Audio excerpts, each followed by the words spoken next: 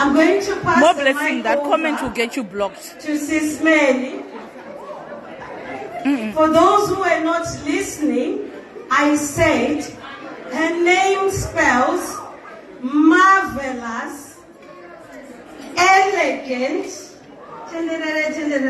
elegant, lovely, lavicious.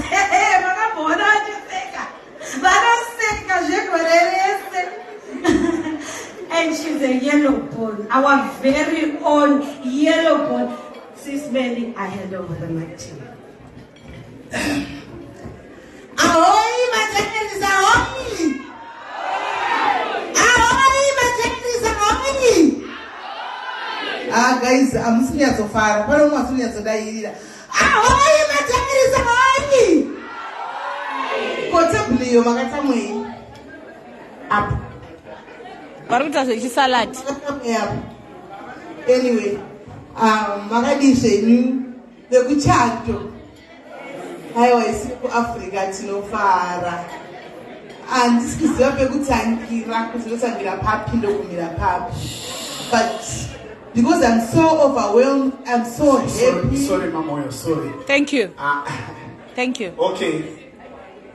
Pam Soroi. Okay, Pam. Tutangira batebo yachi organizer. I'm sorry. Anditi to vakataka mire wacho mele wacho. Saka auya arikuti ahoyi tikudzwa amwe type vakutara nyema shift wakanzura shift tikuziva. We know about your shift today, please walk. Chigo nema girls. Stop it now. Chigo nema akuti nyadzisa manje. Apo tiri live futa apa naye. Vanosata vakati tiri kutisogera chigo naye. Stop it apa naye. Udinyadzisa. Taure sore yima moyo atina bodaro naye. We are organized sorry taure yima moyo. All right. Hello. Okay, right. Chokutanga nda kutenda the SIS Memely kuno ku UK nekuita kweni kuti ndiri pano.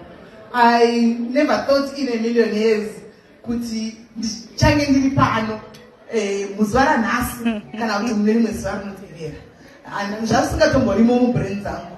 But because God had a purpose, and if God says yes, no one can say no. I know when it was first mentioned, a lot of people say it's not going to happen. But because God is God, God is not man, here I am today. And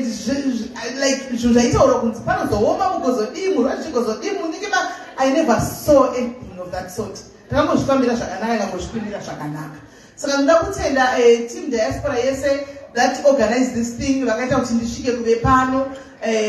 Vamwe vacho regai ndimenshene nemasita because zvinoitwa nevaviri nevatatu kuti mumwe munhu anosimuka nemurume wake asati ambondiona in real life kungoti I want to do some papers for this lady because you are always following her. Murume womumwe munhu achidza mudzimai wake though tisedi takazochinja pamberi but my efforts ese wayangatoitwa murume yangatosimuka akanotora mabank statement ake akanodii murume murungu woumwe munhu ari munhu sisi Lilian ndokumbira musimuki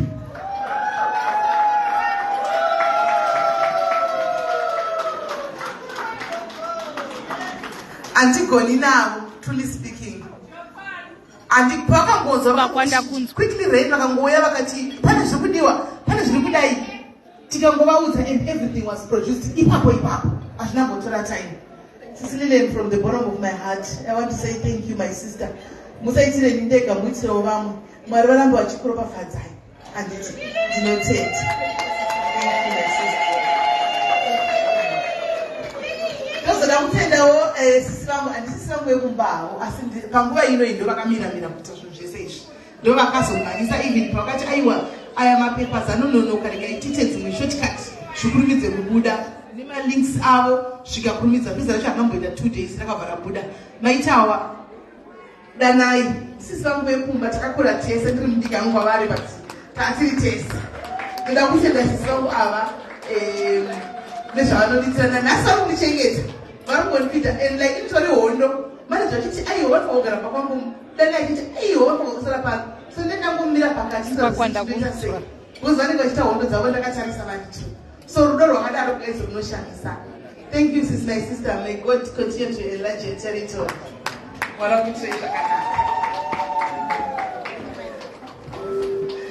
Ndotenda andiselina mukoma Gordon Cherry nasisi Rena in ndingangoti mama wangu akagara pakona apo vanhu vese vakaparticipate in this thing. Mwana wangu Fedi varimo vese, sisi Fiona makawanda guys mese actually you go to be kuve kwenyu pano nasikusiya mashifts omwe wakanzela mashifts because ndakuziva kukosha kune mashifts enyu ndakunyatsokuziva ndichaudziwa isiri second hand information.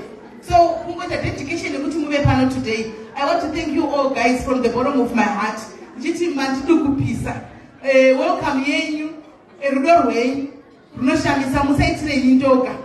Pane one mbiziri mukatumu anove baba vekwangu ndifuka mamusira kuzvona baba vekwangu varikwanisi mama zvinotise mamusina ndazviona kuti hapana mna zvinotisa mese zvenyu mama akatotsva focus Father Diaries varimo mukatimo Father Diaries ndokumbirawo musimuke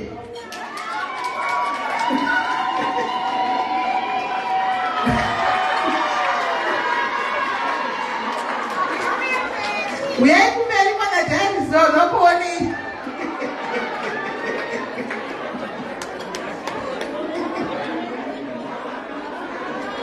BMK ndokumbirawo musimuke kumberi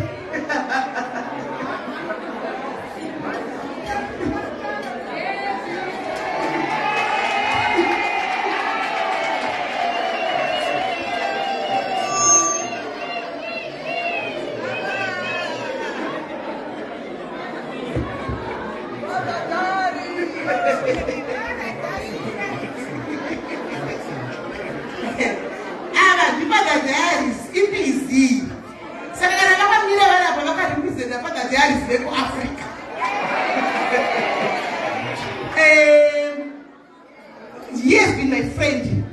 very long time. He was my friend. Now we are still friends. I still remember 2019. Pakauya ku Haiti ku South Africa. Akamotora ne surprise. Akati ndikuya. Ndikangofika tari kunyepa. Tangomona asvika. We were so shocked. I was shocked actually. Ndikatochema. So 2019 year after ndisina yenda takagara. He said to me, you know what, mzimai wangu anifanira kuti mzimai wangu ndekuti murume wangu because murume wangu ndituve. No banditi, you know what, I see you coming to UK. He is the first man who prophesied nyepia ku UK, but we took it as a joke by that time. Akati tukukona chia ku UK, not only UK, I'm seeing you traveling in so many countries. The way, the route you have taken, ndikungona something like I'm always following you ndakanyarara I'm seeing zvimwe zvinhu zvichaitika. Then zvikangofura. Pandaka pakatakaona announcement nyaya yevisa.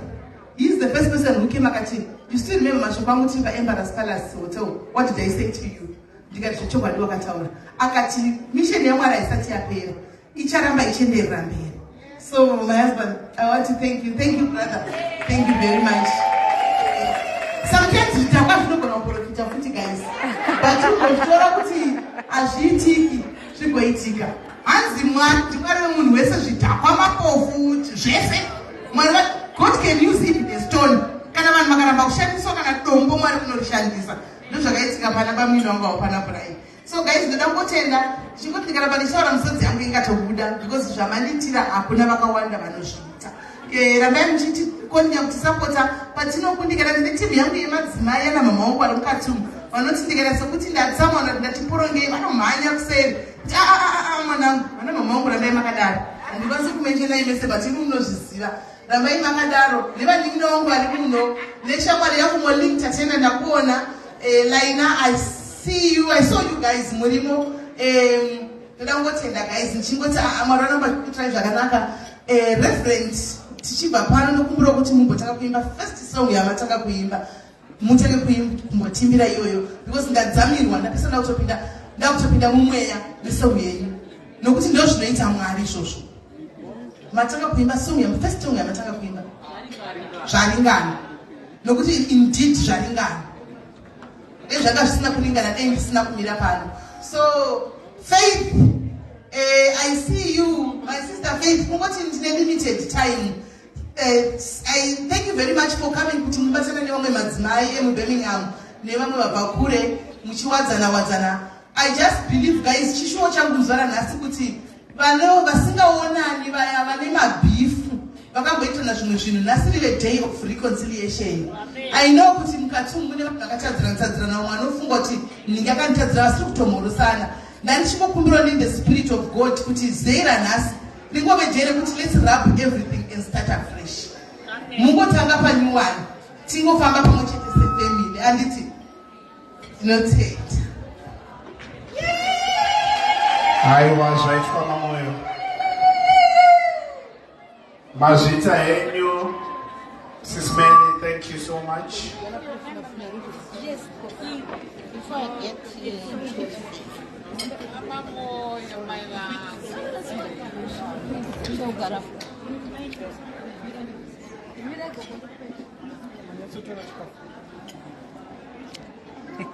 Anzi ndiseli naona Chikafu. Look at this classy food. Food. Ava vatatu ava muri kuona timu racho vatatu ava.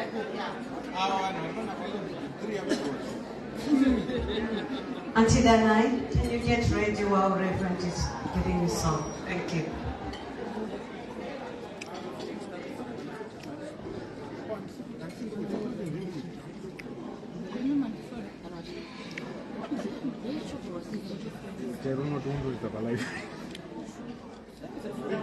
Auntie Selina looking good. Ndoma comments. Chambo venga ma comments. Oh, thank you. Thank you. Remember muskutaurwa. Chairman amuskutaurwa.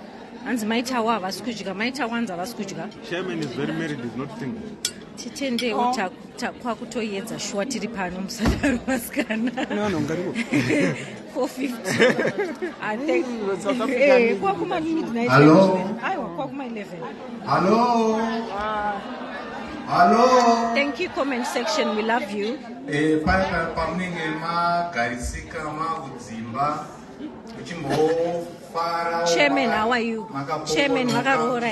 zvinonetsa Chairman, what very married. Chairman, looking kuenda payoutube munongosvika pakanzi Reverend Shanganya, Reverend Cliff Shanganya, munosangana nemusic dzakawanda ipapo. Pane music dzakawandisa, saka vanenge vachida kuzokomborerwawo tinoziva kuti pane nguva dzamunomborelaxawo kana kuti mabva kuno maneta makuda kumbonzwawo zvakapomodzwa kana kuti hameno zvine kamweya mutsvene munongovhista payoutube moenda pakanzi Reverend Cliff Shanganya.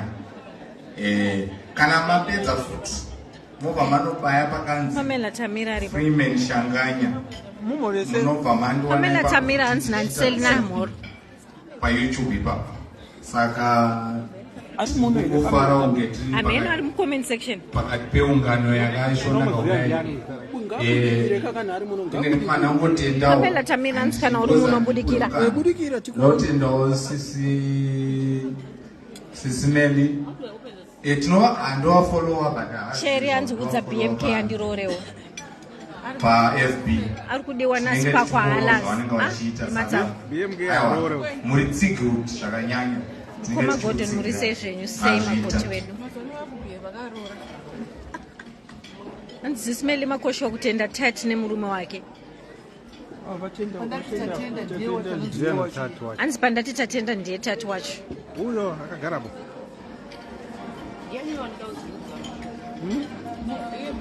simudzai kamera tisumudze kupiko Mudenga. Mwarakidza denga lacho zvakagara.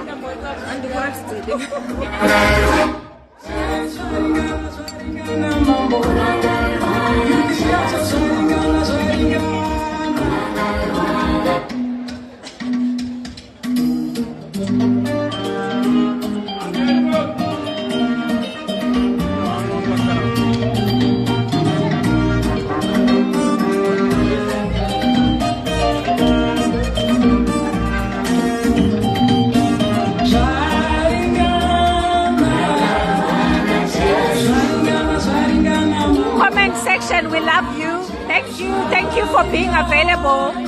Pese kwa muri koko.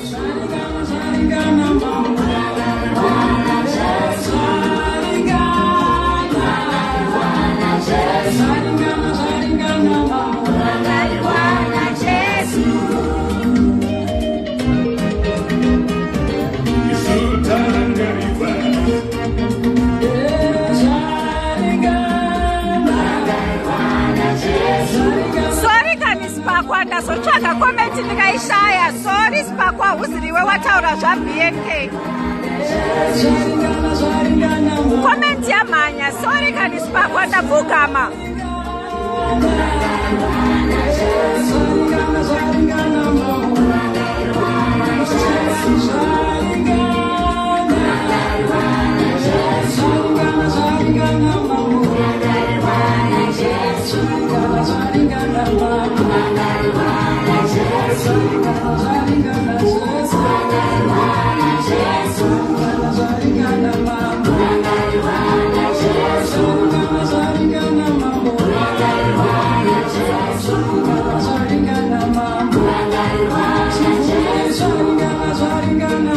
What do maybe do you want to BNK?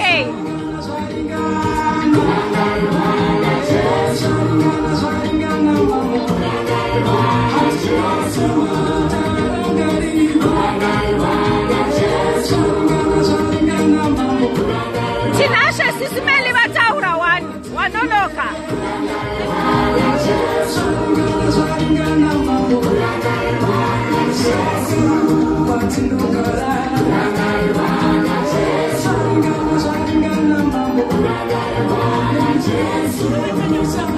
Sipakwa uri kuda jenzi yechirungu here kana kuti yechitema ikutsvagire.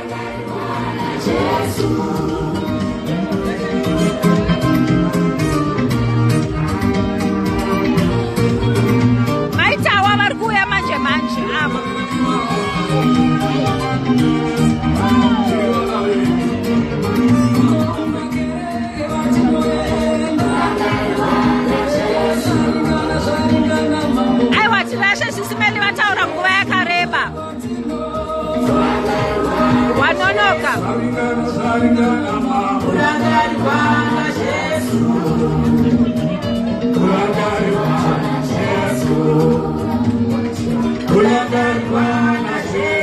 Chairman Soko, I apologize on behalf of Chairman.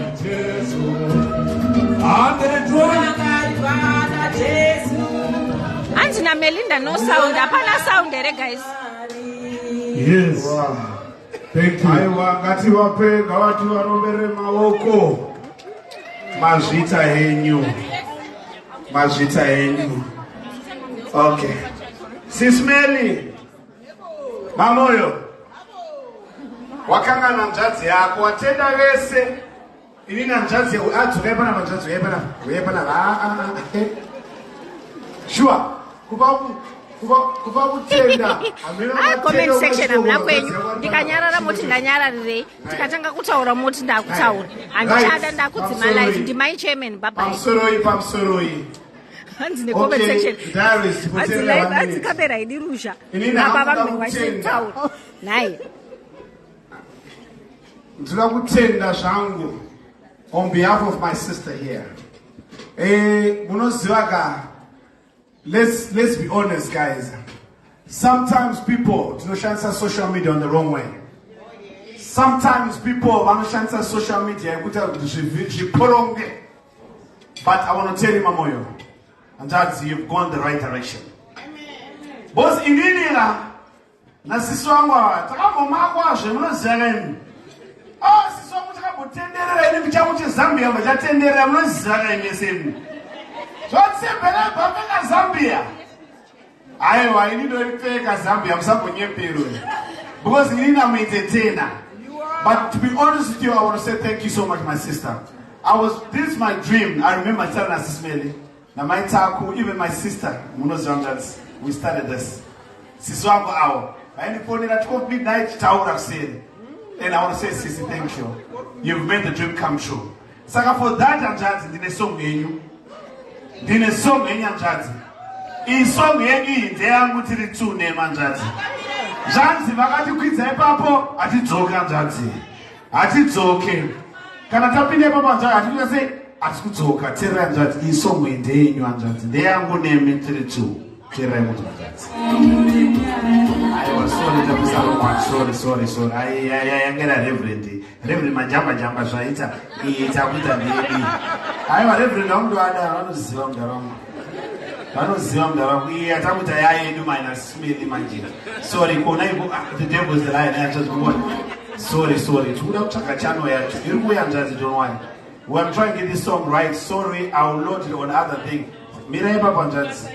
Inotouya chete. We are loading. Sorry. Taureni manager tichipokatisa pana mathing taureni. 1, 2. Thank you, ladies. Takupalima slippers. We now want to get into the groove. I think we are all waiting. Pano truda kujaiva. I want you to all lose a bit of calories before you go home. Ndanyara raini guys, matindi kutaurisa. Saka chikoona chat lapa mute. We are getting into the groove. Really get ready your dancing shoes. Vakakuchinja. Chinjai manje tichinyatsoupfeka gear rekutamba. So get ready. DJ. Mazvita henyu. SIS MELLY. Song ndeyenyu tiri tu anjadzi. Zvandakamboitwa bye. Maiziva.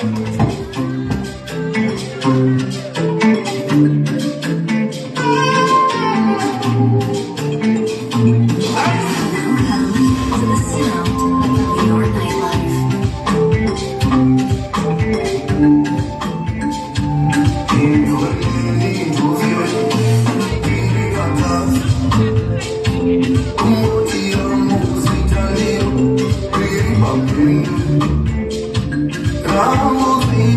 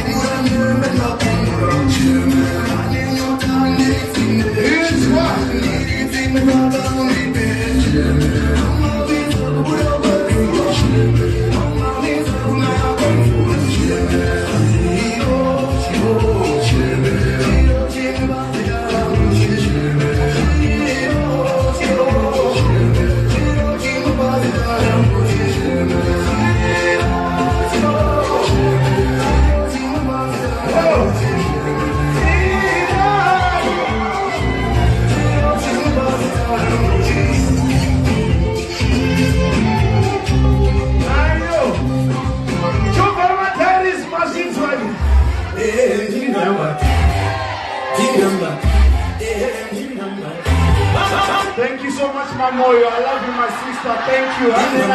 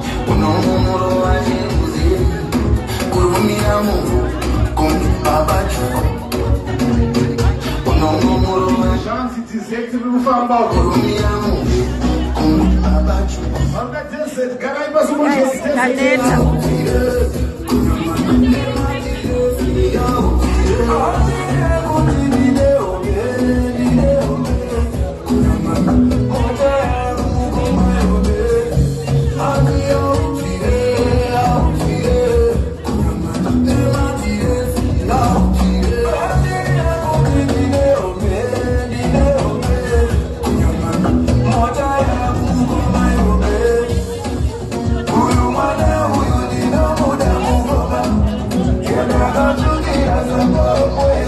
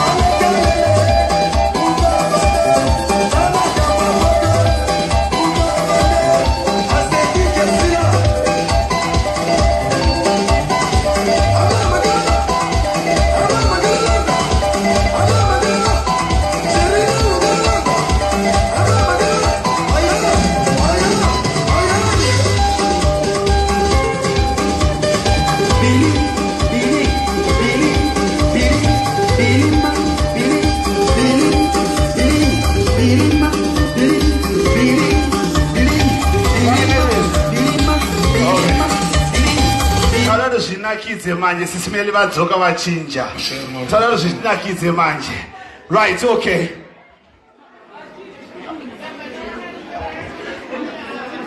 okay right toda kuti zvinakidze manje maladies ese vanosvira vanotamba rumba uyaya patone sisi meli dzokati mama ngatiline thank you Q, I want to say for Chico.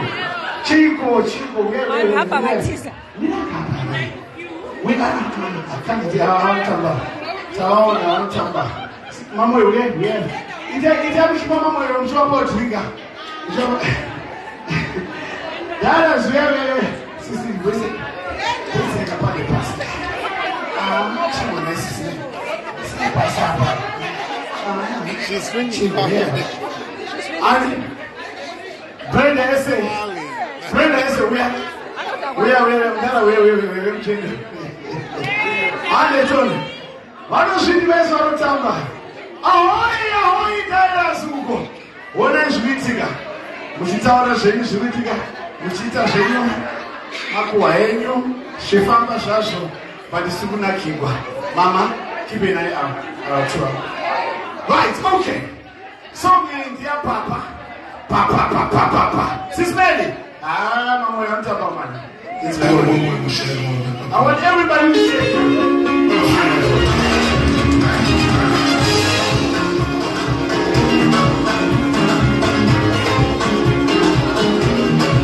Are you ready?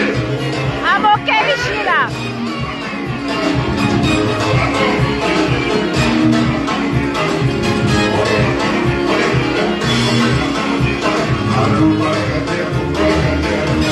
Okay, tuna order. Varuku, we declare the name of Jesus. I'm going to tell you. Aiwa, kuchuye kakunoko. Atisho kupinisa. Varuku, tokuna matende mzina Jesu kuheko. Kana uruku karaiko mazita. Right. Tukutaka one by one. Ayukubuye kubufuti. Sabisa kutama ne. Anitoni. One by one, Anita. Anitoni, kasina kiwa.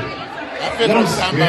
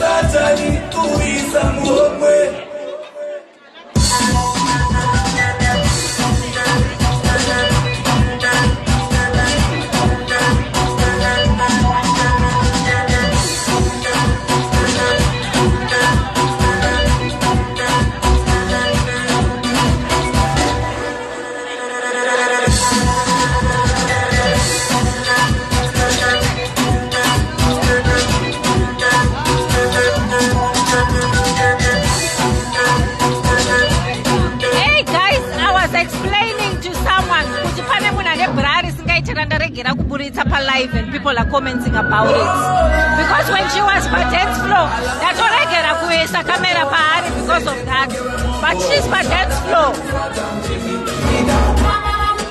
He's gonna die, he's gonna die. 1 minute, see you want to take that 2 minutes. Oh, na muri bale. Muri bale jiri. Maisa pe jiri maisa. Maisa pe jiri. Jan. Ndi ngoma godon no. Kuna ila ko.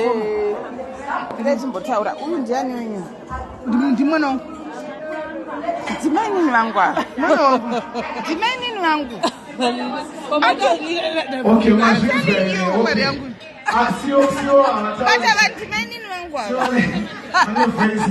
guys, muri papa jiri kanzi chi. So she's saying, all right, Irene, thanks. Hello. All right, Likuya. This is my honestly.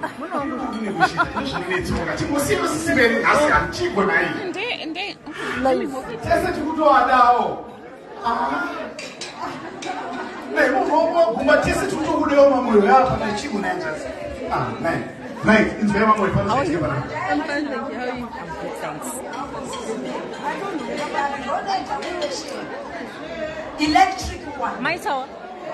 We tell her, Jean's patronage for a wheelchair electrical one. You might get. SIS MELLY Wow, machines one. Wheelchair ya donate wa kubakuno yema geti ichapuwa mamoyo yowacha choose munokupa and to tell chechi 2 tidakuti tikorokotedzeze mukoma godo vakachata ngoma godo ndapo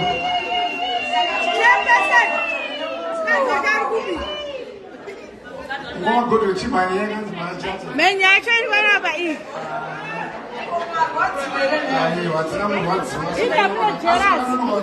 Menya ende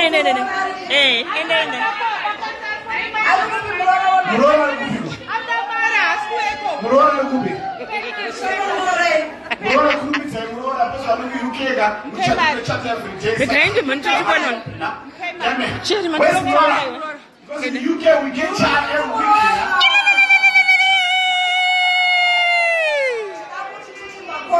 Mateke sanjati yam. $14. Mazvinzwere. Mkoma godze mazvita.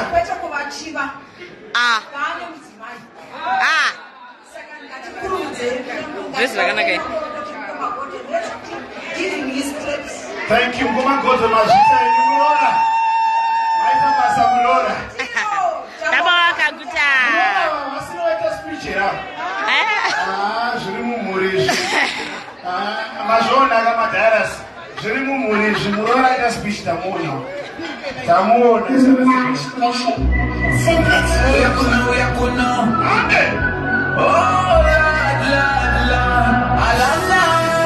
Watora mali zaite kungewe mogo usaganga nekufata mtengi itakukuza kuseka majoko kana uchinge wafata mtengi pata mtengi wendoro pata mtengi wewawa pata mtengi wendoro pata mtengi wewawa itakakukuza kama watakakupenda iyo usiziwa wafata mtengi kurumeza kuta uzaite kuruta iyo usiziwa wafata mtengi.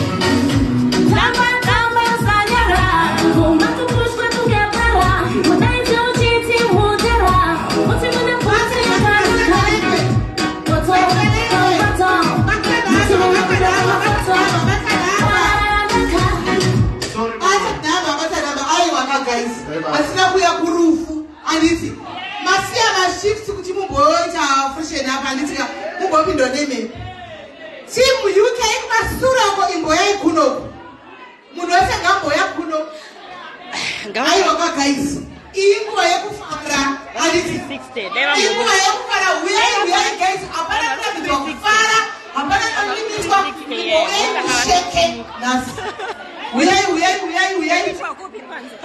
tuwana uyai masura uko uyai ukaramba kuuya unobvisa 10 pounds guys. Yes. 10 pounds kana usingade kuuya kuberi 10 pounds yako inobva taidoneta. Yes tobva taidoneta kuchechi yareverend especially apa panapa intebo iya inambo yambotamba usiku ngavauye dancing floor pindai mukatumu pindai dancing floor tizare padancing floor get down uyai tatenda uri una rokwe una dreads una mwana wako andei uya kuchemere ndikariza kuna chemere kune mamonzi una mwana wako manyama muripe yango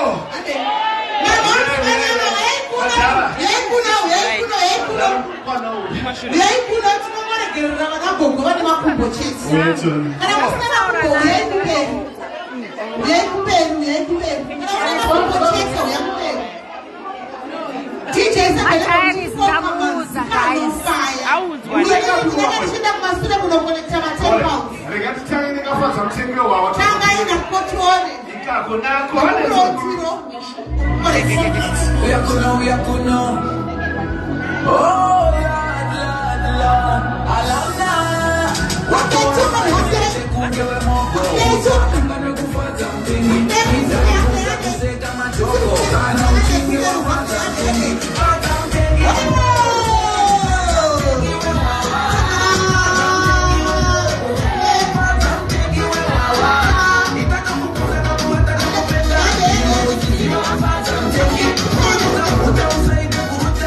Thank you.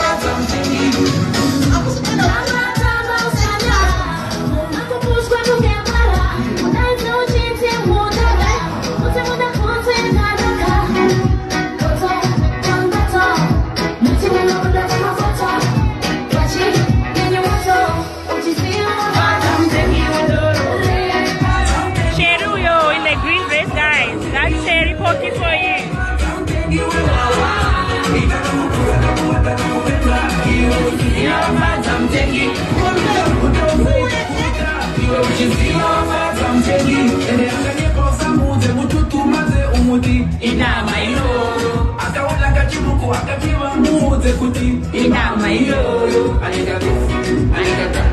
Mother this, mother that. Sorry. Me on the vibe. You will use it. You will find something. What I'm taking with no. What I'm taking with no. What I'm taking with no. What I'm taking with no. You are what I'm taking. Put it up, put up, say the put up. Which is you are what I'm taking. What all I'm man say the kunge we mongo. Usakanga na kufata mtingi. Itakupusa kuseka majoko. Ana uchingi wa what I'm taking. What all I'm man say the kunge. Usakanga kichifte. What all I'm man say the kunge. Usakanga kizinashi. What all I'm man say the kunge. Usakanga kufumelo. What all I'm man say the kunge. Usakanga kigiti. Usakanga kijamani. Usakanga kimani. Usakanga kimini. Usakanga Boston. Usakanga Milota. Usakanga Okafera. Silent killer Manchester. Yakuna. Alana. Simplex music. Oh yakuna. What I'm taking you know. What I'm taking you know. What I'm taking you know. What I'm taking you know. You know what I'm taking. Hold it up. Oh yeah.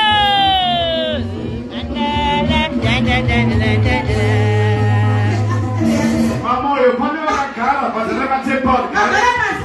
Bruca, passi, mimica. Spera c'è porta. E lui va a venire a collezione a c'è porta. Dai, 5.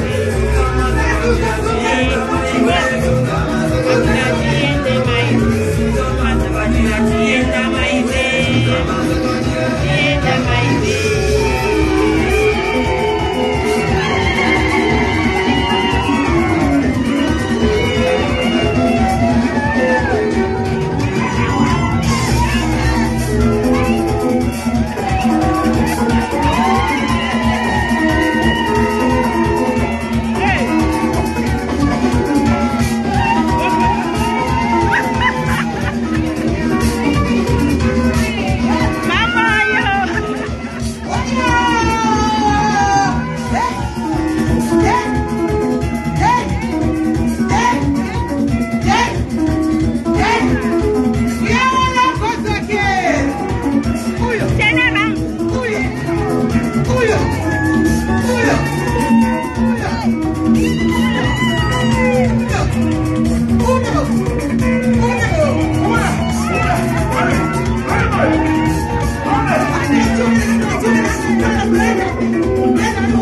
Brenda, uno.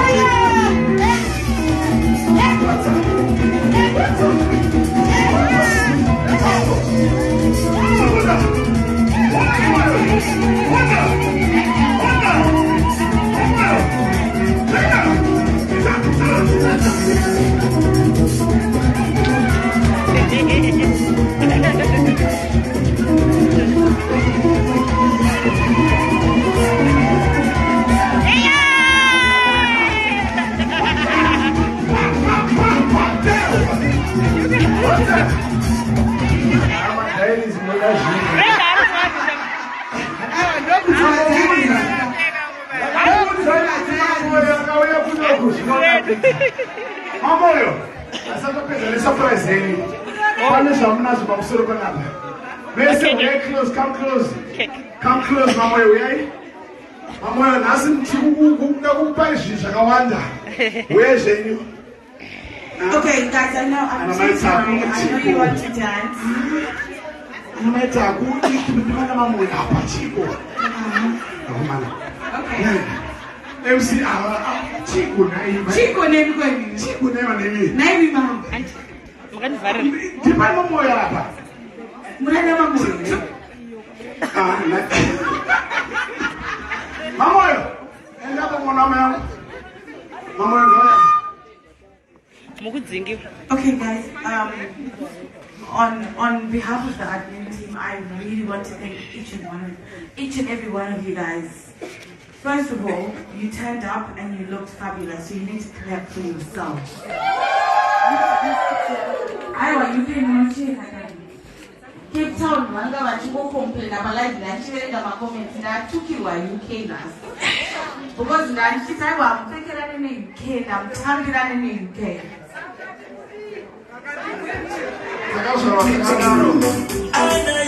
Aiwa DJ, chimbomirai. Aiwa, crowd, you know, practice and their music.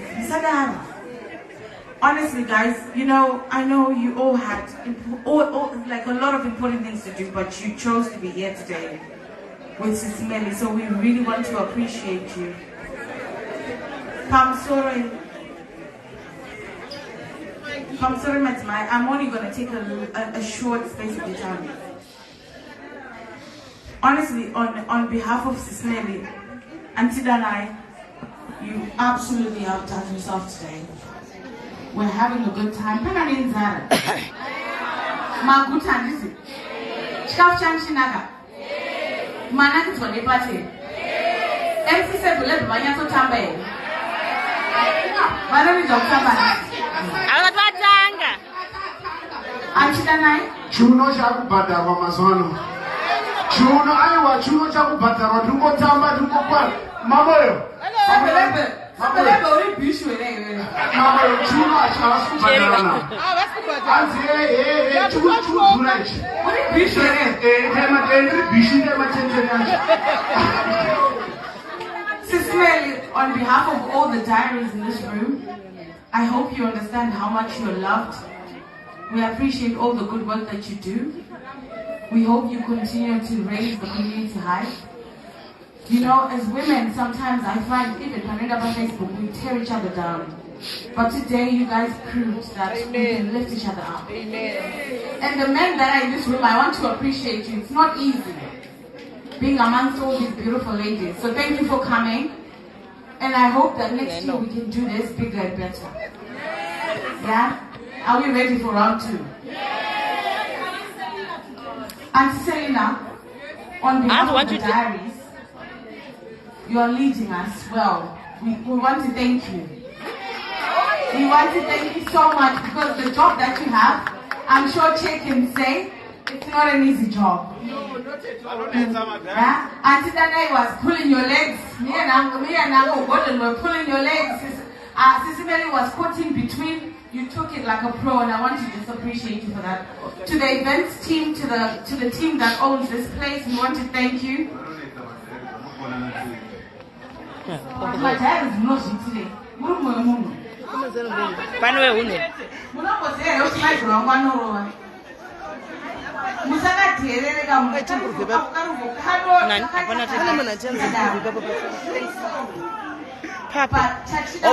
know carrying this cake doesn't just symbolize, SIS MELLY being here. It symbolizes a system. And I hope we can carry this forward. Yep. I hope we can promote women because you know what? I see so much tearing each other down on a constant basis. But this proves that we can come together and be a force to be reckoned with. Saka maita basa mauya. Tudakutamba adukuna michizvena. Amsati macha mchanya toto. Until now, it's not fun of time. My dad. All the people are done. After cake cutting. After cake cutting, Cherry. After cake cutting. So I think that you go check my cake. Yes. What that's all we. What that's all we. As what that's all we. Just give me 2 minutes for cutting of the cake. Sorry, Mali. So we are saying that.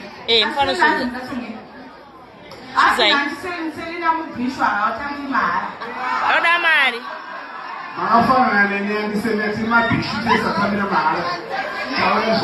Ladies, before we go to the cake, as the head of the entertainment team, if there's anything that has gone wrong, it's not because of me and Jane and Sebelebe. Blame it on Auntie Selina. But anything that has gone good, it's because of my team. I love you and I thank you. Hey, welcome. Grab me the song. Got you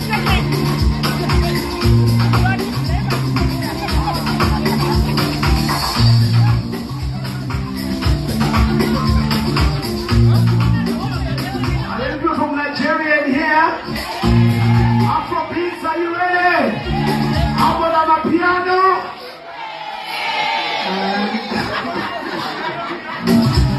Okay. Ready to do a piano and Afrobeats? Let's go.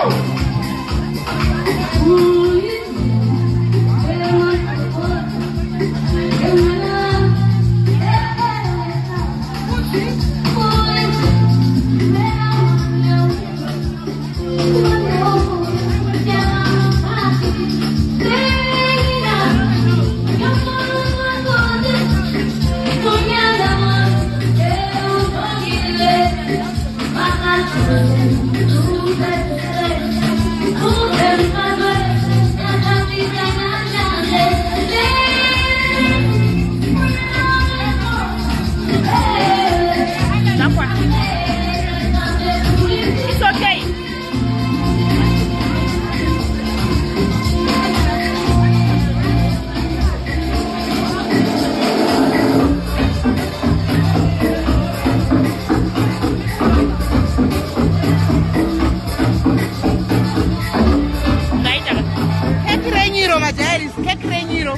Kekirenyiro mnakaita design ndanogona. Enda padzidzo yatsogona.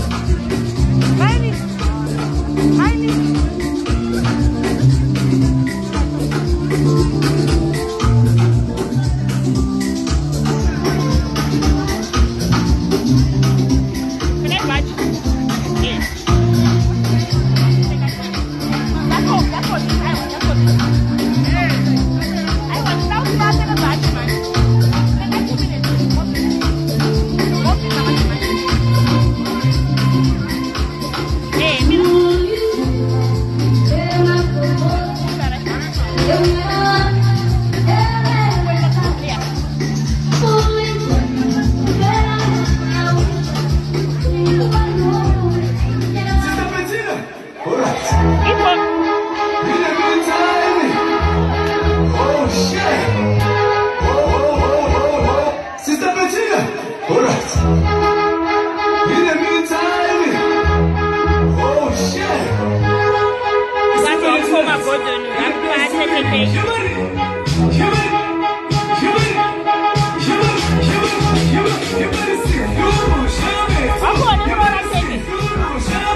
Well done, Aurora. Everybody,